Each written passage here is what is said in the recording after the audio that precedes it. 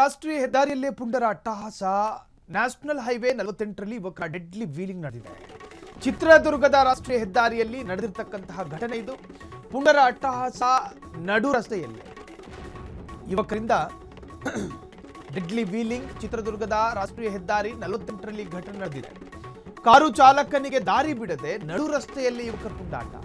ಸಾರ್ವಜನಿಕರ ರಸ್ತೆ ಅದು. ಜೀವ ಕೈಯಲ್ಲಿ ಹಿಡಿದು ಸಾಗಿದ ಕಾರು ಚಾಲಕ ಪಾಪ ಭಯ ಬಿದ್ದು ಚಿತ್ರದುರ್ಗದ ಬಳ್ಳೆಕಟ್ಟೆ ಗ್ರಾಮದ ಬಳಿ ನಡೆದಿರುವಂತಹ ಘಟನೆ ಇದು.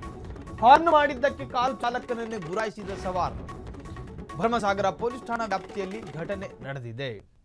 ನೋಡಿ, ಅದು ರಾಷ್ಟ್ರೀಯ ಹೆದ್ದಾರಿ, ಸಾರ್ವಜನಿಕರು ಓಡಾಡ್ತಾ ಇರ್ತಾರೆ. ಆ ದೃಶ್ಯವನ್ನು ಗಮನಿಸ್ತಾ ಇದ್ದೀರಿ. ಎಷ್ಟು ಧಿಮಾಕು ನೋಡಿ ಆತನಿಗೆ. ಹಿಂಬದಿಯಿಂದ ಬರುತ್ತಿದ್ದ ಕಾರು ಚಾಲಕ ಹಾರ್ನ್ ಹೊಡೆದಿದ್ದಾನೆ ಅನ್ನುವ ಕಾರಣಕ್ಕೆ ಸುದೀರ್ಘವಾಗಿ ಆತನನ್ನ ದಾರಿ ಬಿಡದೆ ಕಾಡಿದ್ದಲ್ಲದೆ ಮತ್ತು ಗುರಾಯಿಸ್ತಾನಂತೆ. ಕಾರು ಚಾಲಕ ಹಿಂಸೆಯನ್ನು ಅನುಭವಿಸಿದ್ದಾನೆ ಈ ಪ್ರಯಾಣದಲ್ಲಿ. ಇದು ನಡೆದಿರೋದು ನ್ಯಾಷನಲ್ ಹೈವೇ 48ರಲ್ಲಿ.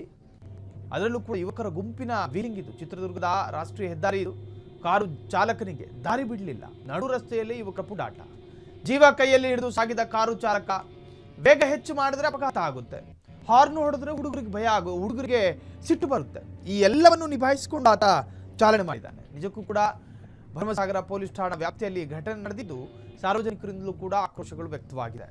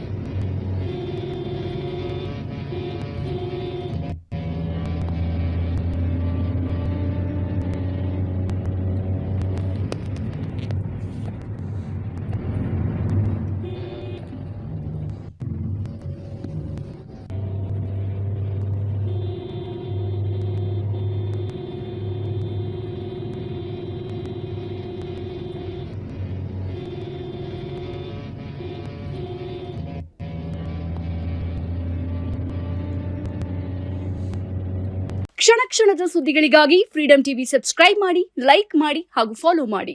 ಹೊಸ ಸುದ್ದಿಗಳ ನೋಟಿಫಿಕೇಶನ್ಗಾಗಿ ಬೆಲ್ ಐಕಾನ್ ಮೇಲೆ ಕ್ಲಿಕ್ ಮಾಡಿ.